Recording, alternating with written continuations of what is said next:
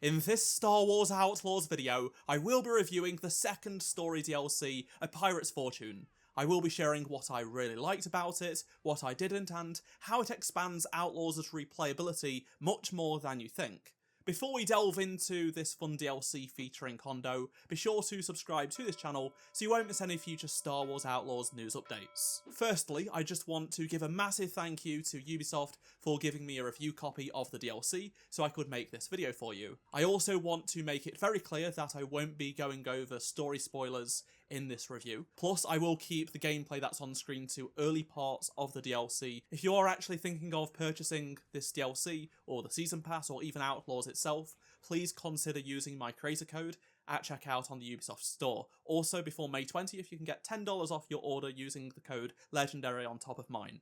Let's now take a look at what the DLC has to offer as a package before we dive into every individual part with detail. So the main thing is, of course, the story. It is absolutely one about pirates, and it's like that from beginning to end. There is even one section that's very Indiana Jones-like, and I loved that as a fan of that franchise. It also features multiple endings based on dialogue choices that you can make, so the ending I got could be different to you.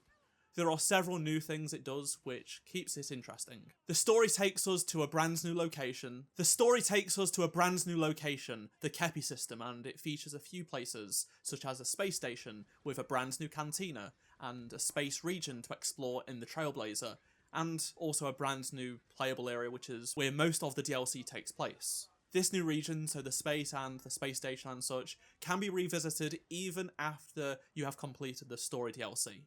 Alongside the story, we see a fifth faction introduced that you can work for, the Mayuki Trade League. You can now do smuggling work whenever you like, transporting various items across the galaxy. This is the main thing that adds new depth and replayability to the game. There are also a bunch of new cosmetics and new vehicle parts that you can earn through completing these smuggling missions. I won't give everything else away as it is spoilers, but you also do get a brand new vehicle to use, which is also integral to side content after you have completed the story part of the DLC. On top of that, there is a new module for K's Blaster, so something else to use in and out of the DLC. Let's now dive into my actual opinions about this DLC. So it took around 5 hours for me to complete from start to finish, and that is the main story missions, not all the side content. It is definitely longer than Wildcard by a couple of hours, but it's not as long as I would have hoped, even though there is a bunch of side content that keeps the game replayable.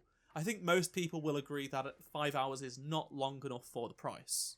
That said, the DLC does add a bunch of side content in the form of that smuggling work, the new location, and the blaster module, the new vehicle and stuff like that. This does give the game a lot more replayability, so even though you have done the story missions, you can still go back to Outlaws and have things to do.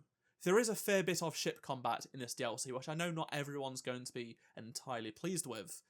Some people just don't enjoy ship combat, which is fine, but I personally do, and they actually introduce new mechanics that make the ship area more fresh than the previous parts of Outlaws' main story. So that was a nice surprise, and hopefully you do feel that way as well. The new space region has character to it, and that also adds to the ship combat. It just makes exploring the location a lot more interesting.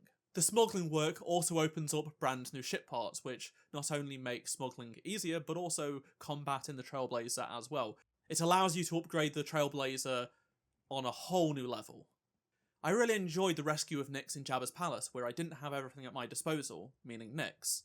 And with this DLC, you actually find yourself without a lot of your equipment. However, I enjoyed that section quite a lot. It took me back to that chase through Jabba's palace, but in a different way.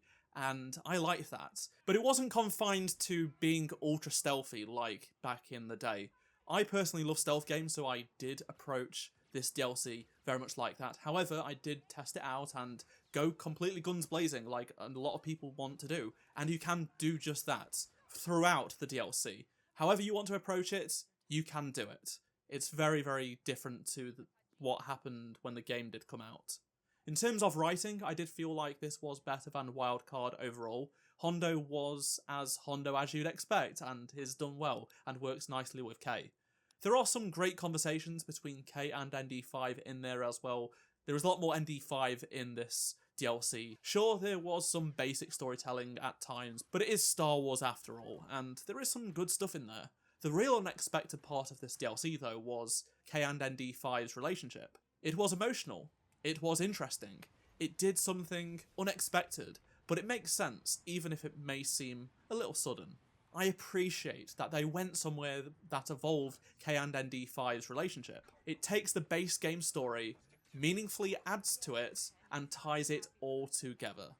If this is the last time we get a K and ND5 story, if there is to be no Outlaws 2, then they do go out on a high note. The game also allows you to continue their story how you want with the side content. People have been asking for a pirate story, and this is exactly that.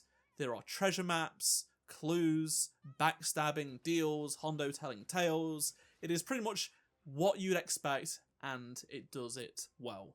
For me, the highlight of Wildcard was actually exploring every room and corner of the Millennia, taking my time to wander around, talk to all the NPCs, listen into conversations, analyse every single room full of stuff. There was so much in that DLC of that, and not so much in this DLC, unfortunately. The new place you spend most of your time on is not linear. It's a lot of corridors, but you can access all kinds of areas from different directions, which is cool. It's just not as interesting to me as the Millennia, even if you're actually able to get around it less restrictively. There are just less things to immerse yourself in. It's not bad, it's just not as cool as the Millennia, which for me is a highlight of Star Wars Outlaws. Also, some of the earlier planet hopping in this DLC did feel a little too similar to Wildcard. That said, it was over somewhat quickly. Even though it did not have as much world building as the Millennia and things to do and see, I do want to point out that there were a bunch of datapads that were a really interesting read for me. For people who love canon connections and stuff, you'll be very happy with some of them. I certainly was when reading them. It connects the games to the films and the shows nicely, and just has a few references that people will be very pleased about. I also didn't come across any bugs when playing through the DLC at all, aside from a couple of visual bugs that happened outside of the DLC playthrough itself, and that was just more in the open world. That may also be down to me playing an early version of the DLC and such, but I don't know. But I just wanted to make it known that I didn't experience anything that, ruined the experience when playing through the DLC. That's A Pirate's Fortune, which I am a little bit disappointed in terms of the main story length. But it does add stuff meaningful to Star Wars Outlaws, to the whole experience, to replayability, to keep this game replayable for a lot of time to come in the future. I really hope this isn't the last DLC, but I feel like it might be, and if it is, that's okay. They added a lot of meaningful things after the launch of this game with both of these DLCs. They've told 2 cool stories. I would still like a new Game Plus mode and things like that, and the ability to experience things and to experience locations like the Millennia and stuff. So maybe that will happen, but who knows. Again, if you are thinking about picking up this DLC, be sure to use my creator code at the Ubisoft store, and I'd love to hear your thoughts on anything I've talked about in this video, so please do let me know down in the comment section below. If you enjoyed this video, please do drop a like to help support the channel. Subscribe so you don't miss any future news updates on Star Wars Outlaws. And if you did miss any of my previous videos, click on the playlist on screen right now, and I shall see you in my next video. Goodbye.